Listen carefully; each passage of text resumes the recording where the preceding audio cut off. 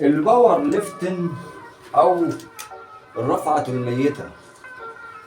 الرفعة الميتة نلعبها بعد تمرين الظهر عشان تربط معايا الجزء السفلي الخلفي اللي في ظهري، ودي تلعبها حوالي 6 عدات بوزن تقيل.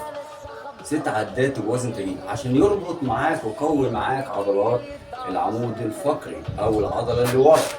طيب التمرين ده ايه فوائده؟ التمرين ده بيحسن من ثباتك وانت بتلعب تمرين الظهر او تمرين البار. ايه التمرين ازاي؟ طب العبه على الواسع ولا العبه على الضيق؟ زي ما انا قلت لك، انت هتلعب بالبار وانت موطي بتني رجلي سنه وارفع ظهري، وابدا ارفع ظهري للاخر. ازاي؟ زي ما انت هتشوف قدامك في الفيديو.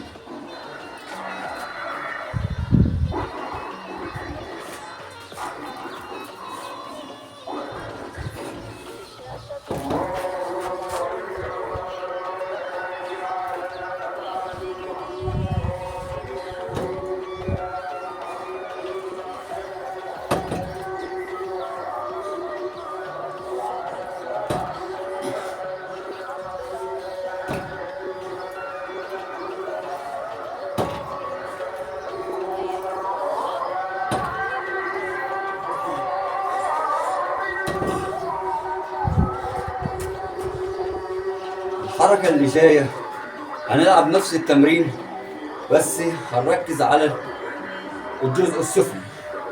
تابعونا في الفيديو القادم.